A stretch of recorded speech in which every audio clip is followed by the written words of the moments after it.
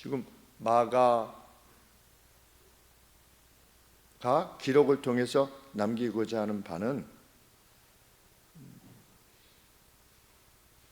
예수님께서 행하시는 모든 바들에 대해서 제자들이 당시에 전혀 이해할 수 없었다는 겁니다.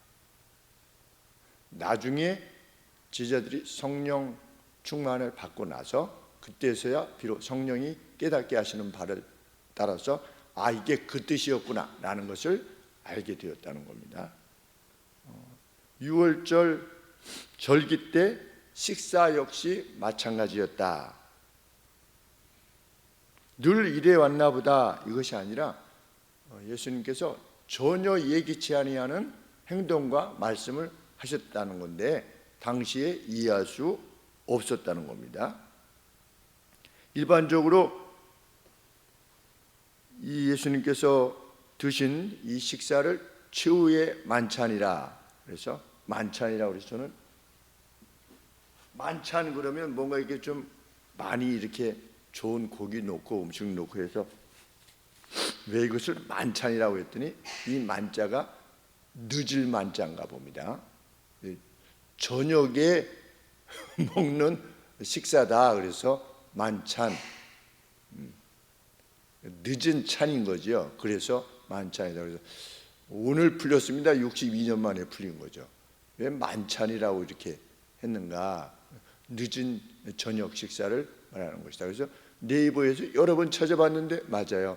늦은 식사다. 저녁 식사를 일컫는 것이다.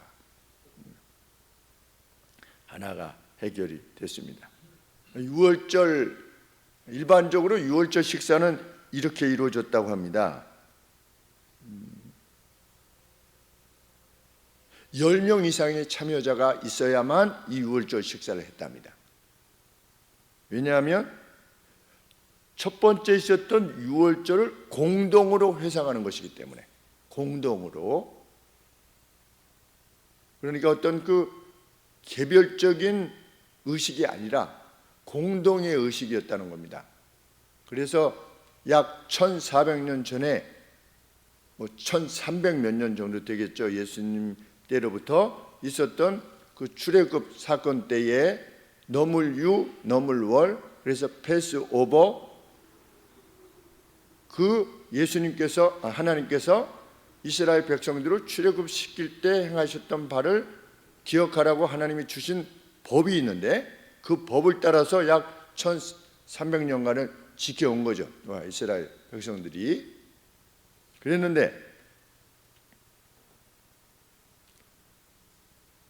이 유월절 식사는 어떤 의식에 해당되는 것임에도 불구하고 그 출애굽 당시에 자유와 해방을 목적하는 것이었기 때문에 테이블에 앉지 않고 이렇게 소파나 이렇게 매트 같은 데 이렇게 누워서 식사를 했대요. 왜냐하면 이게 자유니까 자유와 해방 이런 것을 의미하니까.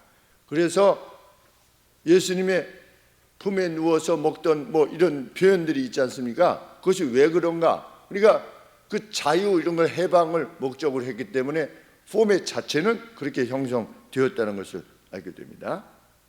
그래서 그 모임의 머리가 되는 사람이 그 대장이 되는 사람이 그 식사에 대해서 설명했다고 합니다. 이것은 이 유월절 식사는 과거 이러이러해서 이러이러해서 이런 의미로 우리가 식사를 하는 것이다. 이렇게 설명한 다음에 포도주 컵으로 시작했답니다.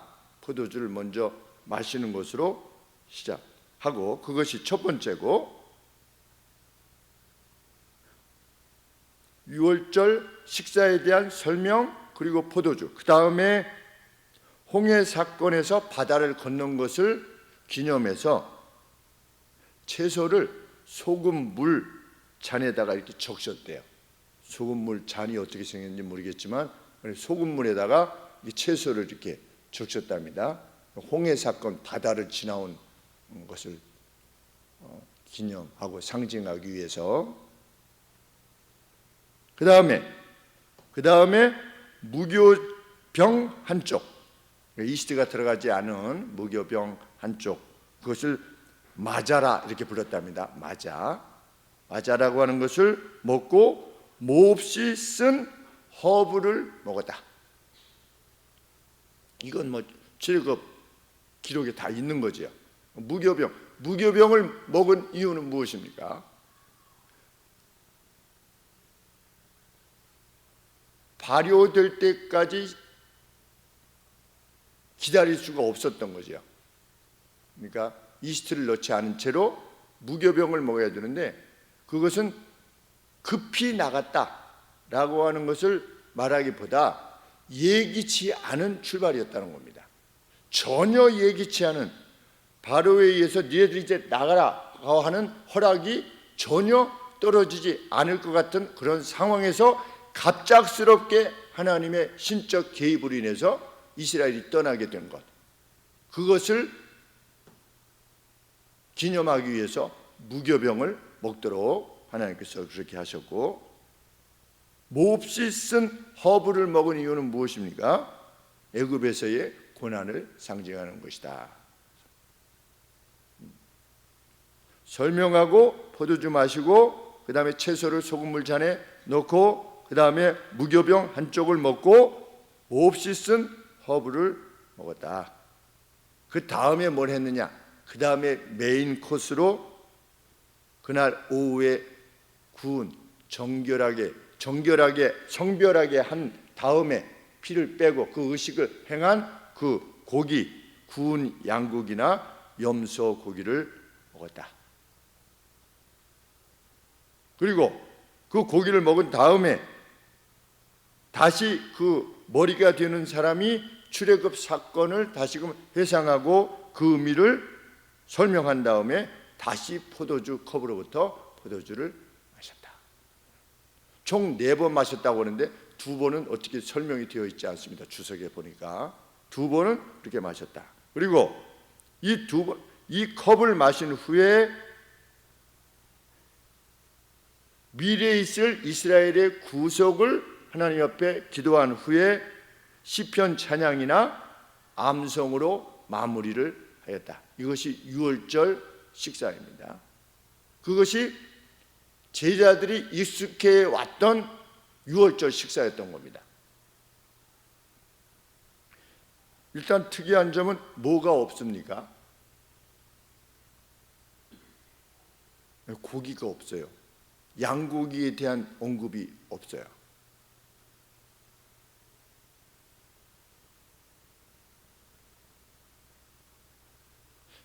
양이 조금 더 강조될 만한데, 양이 죽었잖아요.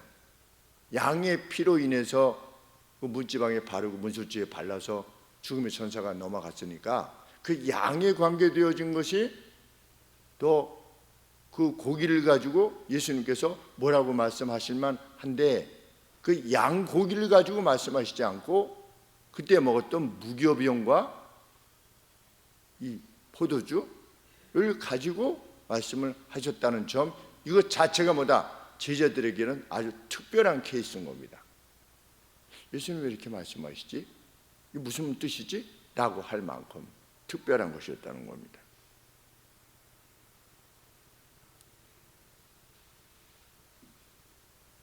주석에 의하면 유월절 의식에 있어서 가장 목적하는 바는 메시아적 환희였대요. 메시아적 환희. 기쁘고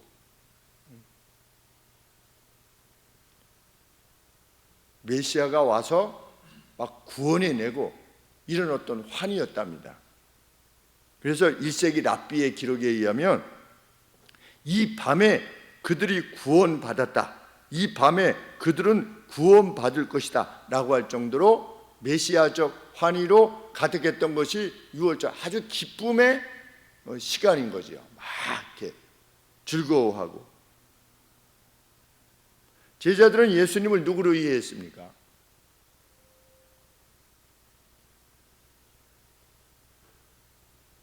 예수님께서 갈 때 길가에서 어떻게 했다? 제자들이 서로 누가 크냐를 놓고 싸울 정도였다. 예수님이 이내 어떻게 될 것이라고 생각한 것입니까? 이스라엘의 왕으로 등극할 것이라고 생각한 겁니다. 이제 점차적으로 우리 사도 베드로도 예수님을 주는 그리스도시요, 주는 메시아요, 하나님의 아들입니다, 이렇게 말했습니다. 고백을 했지요. 그러니까 제자들은 이 예수님이 메시아로서 왕으로서 등극하기를 이제 기다리고 있는 겁니다. 이때가 될지 저때가 될지 알 수 없지만, 그런데 그 유월절 절기는 메시아적 어떤 그 환희, 그 시기니까 예수님이 뭐라고 말씀하셔야 됩니까? 내가 이제 곧 메시아로서 역할을 감당할 것이다. 내가 이제 왕이 되고, 너 베드로 너는 무의정해라, 너는 좌의정해라, 너는 뭐해라, 이렇게 할 것을 기대하고 있는데, 예수님께서 일상과 달리 양고기나 염소고기를 뭐 드시지도 않고 그것에 대한 언급도 없고, 갑자기 빵을 드시더니 뭐 한 겁니까? 취하라, 이것이 내 몸이다, 이렇게 말씀하신 겁니다. 그 무슨 말로 이해할 수 있었겠습니까? 제자들이 무교병, 그 무교병은 급히 나온 것에 관계되어진 것을 기념하기 위해서 무교병을 한 건데, 그 무교병을 가지고 이것을 먹으라, 이것이 내 몸이다, 이렇게 말씀하셨을 때 무슨 이해를 가졌겠냐는 거죠. 지금 마가의 기록은 뭡니까? 예수님은 자신의 죽음에 대해서 아시고 예수님 자신만이 아시는 길을 가셨다는 겁니다. 예수님은 설명하시지 않았습니다. 이것이 이래서 그랬고 이래서 그랬고 저래서 그랬고, 내가 말을 하는데 나중에 성령이 오시면, 보혜사 성령이 오시면 너희들에게 다 깨닫게 할 것이다. 그런데 미리 말씀해 놓으신 겁니다. 계속해서.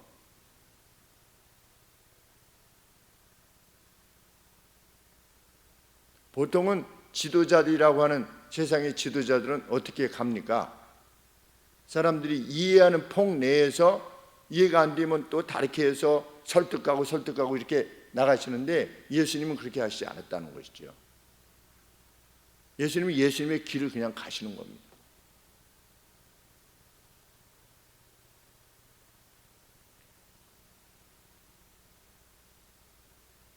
그리고 나서 이후에 떡을 주신 다음에 포도주 컵을 취하시고, 그 다음에 감사를 드리고 난 뒤에 그들에게 주셨습니다. 그리고 뭐라고 말씀하셨습니까? 이것이 언약의 나의 피다, 이렇게 말씀하셨습니다. 언약의 나의 피다.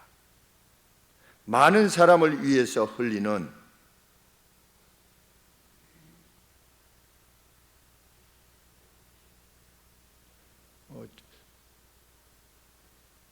제자들은 이미 예수님께서 죽으실 것이라고 말씀하신 바에 대해서 들었지요. 근데 그것이 무엇을 의미하는지 제대로 알지 못했는지 계속 따라왔지요. 그런데 예수님은 계속해서 뭐라고 말씀하시는 것입니까? 내가 죽을 것이다. 많은 사람을 위해서 내가 죽을 거다. 그리고 언약의 피다. 이 빵은 내 몸이고 이 잔은 나의 피다. 너희를 위해서 흘리는 나의 피다 라고 했을 때, 그것은 메시아적 환희하고 전혀 반대의 어떤 말씀을 예수님께서 행하신 겁니다.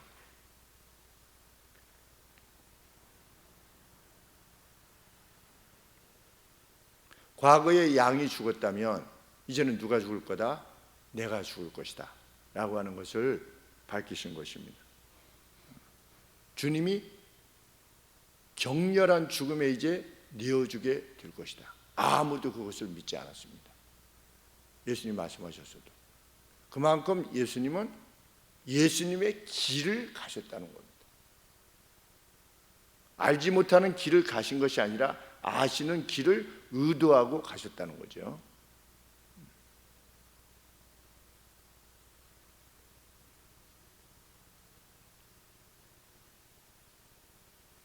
24절 말씀에 가라사대 때 이것은 많은 사람을 위하여 흘리는 바 나의 피 곧 언약의 피니라. 언약의 피, 언약이라고 하는 것은 무엇입니까? 너희가 이렇게 하면 내가 이렇게 하마 라고 하는 게 언약이지요. 그런데 어떤 언약인 겁니까? 25절 말씀에 진실로 너희에게 이르노니 내가 포도나무에서 난 것을 하나님 나라에서 새 것으로 마시는 날까지 다시 마시지 아니하리라. 언약은 그냥 사람과 사람 사이의 약속은 컨트랙트라고 그러지요. 계약이라고 그러지요.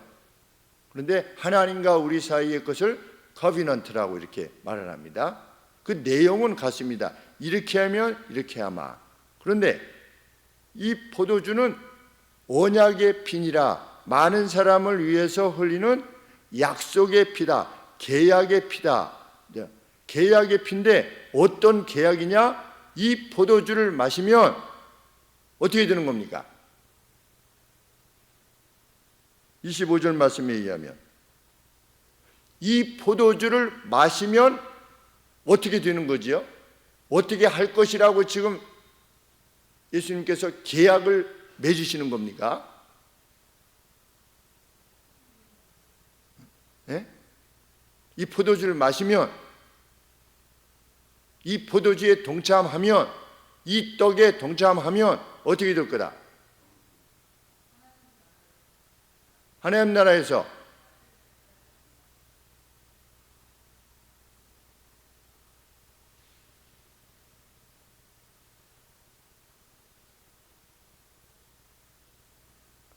예수님께서 마치 나시린의 어떤 맹세와 같이 지금 맹세를 하시는 겁니다. 나시린이 하나님 앞에 기간을 정해가지고 어떻게 하는 겁니까? 내가 이날까지는 내가 이렇게 하겠습니다. 포도주에 입을 대지 않겠습니다. 머리를 깎지 않겠습니다. 이렇게 맹세했던 것처럼 나시린이 지금 예수님께서 맹세하고 계시는 겁니다. 뭐를? 내가 지금 너희와 마시는 포도주 잔을 내 아버지의 집에서 다시 너희와 함께 마실 때까지 어떻게 할 거다? 내가 포도주를 결코 마시지 아니할 것이다. 그러면 그날 누구랑 마시는 겁니까? 그날 누구랑 포도주를 마시는 거지요? 응? 제자들하고, 어떤 제자들하고 이 포도주에 동참하는 제자들하고 마시게 되는 겁니다. 이 포도주는 나의 언약의 피다. 누구든지 이 포도주에 동참하게 되면 그날 어떻게 되는 겁니까? 예수님과 함께 그 나라에서 포도주를 같이 마시게 되는 그 언약인 겁니다. 그 언약을 위해서 내가 나의 피를 지금 흘리고 있다는 겁니다.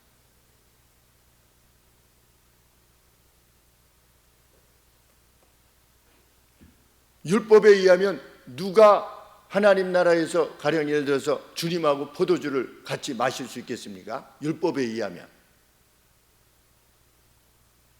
율법을 다 지킨 사람. 그렇죠? 율법을 다 지킨 사람이 하나님 나라에서 포도주를 마실 수 있잖아요. 예수님과 함께. 그런데 율법을 다 지킬 수 있습니까? 없습니까? 없잖아요. 그러니까 예수님이 어떻게 하신 겁니까? 어떤 방법을 사용하시는 겁니까? 누구든지 내가 많은 사람들을 위하여 흘리는 이 피에 동참하기만 하면 어떻게 할 거다? 내가 그와 함께 내 아버지의 나라에서 포도주를 같이 마시게 될 거다. 이렇게 지금 새로운 언약을 계시해 주시는 겁니다. 그래서 예레미야 31장 31절에 보시면 하나님께서 유다 백성들이 하나님의 율법을 그렇게 지키지 않는 가운데서 무엇을 말씀하시냐면 예레미야 31장 31절에 나 여호와가 말하노라 보라 날이 이를 건데 내가 이스라엘 집과 유다 집에 새로운 언약을 세우게 될 날이 올 거다. 나 여호와가 말하노라 이 언약은 내가 그들의 열조의 손을 잡고 애굽 땅에서 인도하여 내던 날에 세운 것. 그 뭡니까? 그 율법이죠. 율법을 지키면 어떻게 될 거다? 내가 너희 백성 하나님이 되고 너희가 내 백성이 될 거다라고 했던 그 출애굽 당시에 세운 십계명을 비롯한 그러한 모든 계명들 율법과 같지 아니할 것은 내가 그들의 남편이 되었어도 그들이 내 언약을 파하였기 때문이다. 그래서 어떻게 하시겠대요? 33절에 나 여호와가 말하노라 그러나 그날 후에 내가 이스라엘 집에 세울 언약은 이러하니 곧 내가 나의 법을 그들의 속에 두어 그 마음에 기록하여 나는 그들의 하나님이 되고 그들은 내 백성이 될 것이라. 하나님께서 새로운 언약을 세우시는 겁니다. 새로운 계약을 맺으시는 거죠. 율법으로는 우리가 이룰 수 없어요. 그러니까 하나님이 어떤 방법을 사용하시는 겁니까? 새로운 법을 지금 계시해 주고 계시는 겁니다. 그것은 무엇입니까? 예수님의 피에 동참하라는 겁니다. 예수님의 살을 먹고 예수님의 피에 동참하면 그날 어떻게 할 거다? 예수님께서 아버지의 나라에서 그가 누구든 그와 함께 포도주를 같이 마시게 될 것이다. 달리 말하면 천국에 이끌 것이다. 이것이 예수님께서 의도하신 바였다는 겁니다.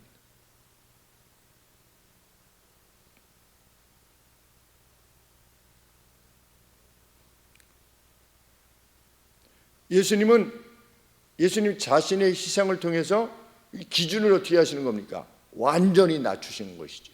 그래서 누구라도 예수님의 이 피, 예수님의 이 몸을 죄인된 우리를 위해서 내어주셨다라고 하는 것을 받아들이는 사람, 그래서 그것을 받아들인 사람의 표는 성찬에 동참하는 것인데 이 성찬에 동참할 때 어떻게 할 거다? 그 믿음으로 성찬에 동참하는 모든 이들과 함께 그날에 아버지 나라에서 포도주를 같이 마시게 될 것이다. 이렇게 지금 말씀하고 계시는 겁니다. 이거는 제자들이 전혀 기대하지 못했던 내용인 것이죠. 6월절 절기 때 전혀 예기치 않았던 예수님으로부터의 말씀이었던 것입니다.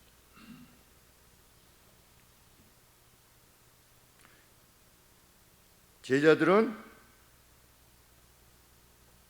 전혀 생소한 6월절 식사를 마친 후에 어디로 간 겁니까? 찬송하며 감람산으로 나아갔대요.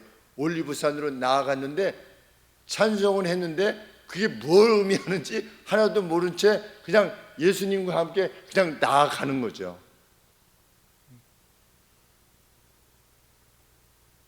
참 그렇게 예수님은 예수님의 길을 가셨다. 그것이 성경의 기록입니다. 이후에 깨닫고 제자들이 이 내용을 기록했다.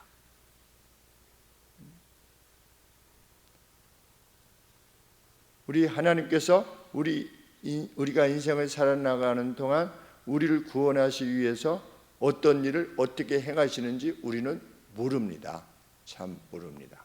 그리고 하나님이 이렇게 하셔서 이렇게 하셨구나 라고 우리가 인식하는 것도 실상 그것이 정말 하나님께서 그렇게 뜻하시는 것인가에 대해서조차도 알 수 없을 때가 많습니다. 그럼에도 불구하고 하나님은 계속하여 지금도 무엇을 이루어 가신다? 하나님의 그 구원하고자 하시는 바를 이루어 가고 계신다. 제자들조차도 이해하지 못했던 그 구원이 우리에게 알려져서 우리로 하여금 구원에 이르게 하셨다. 이게 뭐야? 하나님의 전적인 은혜다. 우리는 어떻게 구원을 얻게 되었습니까?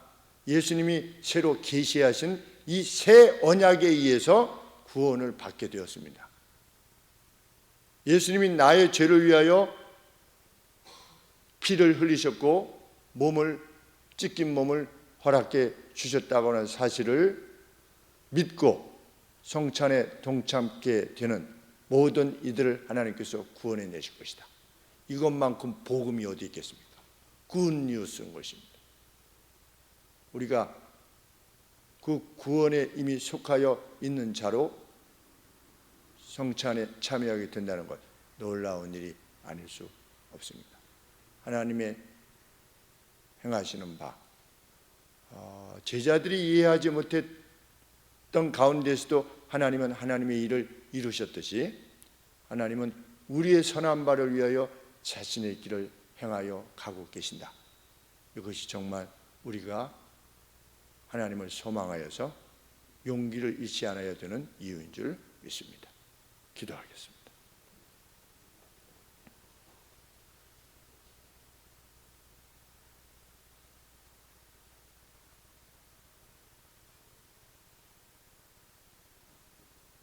왕이신 하나님, 그리고 자비하신 왕으로서 그 권위와 능력을 행사하시는 하나님 아버지, 감사합니다. 복음이 이 땅에 이르게 된 그 긴 역사를 어떻게 다 설명할 수 있겠는가 생각해 보게 됩니다. 우리에게 복음이 전해지기까지 하나님께서는 어떻게 일하셨는가? 많은 선교사님들이 있기까지 복음은 어떻게 확장되어 갔으며 환난과 핍박과 순교 가운데서도 복음이 어떻게 이곳에 이르게 되었는가를 생각해 볼 때 모든 것을 하나님께서 행하시는 것으로 우리는 확신합니다. 그리고 저희들이 마음의 문을 열어서 예수 그리스도를 우리의 주로 영접하게 된 것, 우리의 마음의 문을 두드리셔서 우리로 하여금 열 수 있도록 거듭 권하시고 이끌어 주신 하나님의 은혜에 진실로 감사를 드리옵나이다. 하나님, 저희들이 예수님의 의도하시는 바에 대해서 전혀 알 수 없었던 제자들과 같은 심령이 아니 없겠는가 생각해 보게 됩니다. 그럼에도 불구하고 하나님은 결국 우리를 구해내셨습니다. 감사합니다. 많은 사람을 위하여 흘린 주의 피가 이루어낸 놀라운 승리라 믿습니다. 하나님, 이후로도 저희들이 그 하나님의 놀라운 능력과 섭리를 신뢰하며 우리에게 주어진 길들을 용기 있게 걸어나게 하여 주시옵소서. 감사합니다. 예수님의 이름으로 기도합니다. 아멘.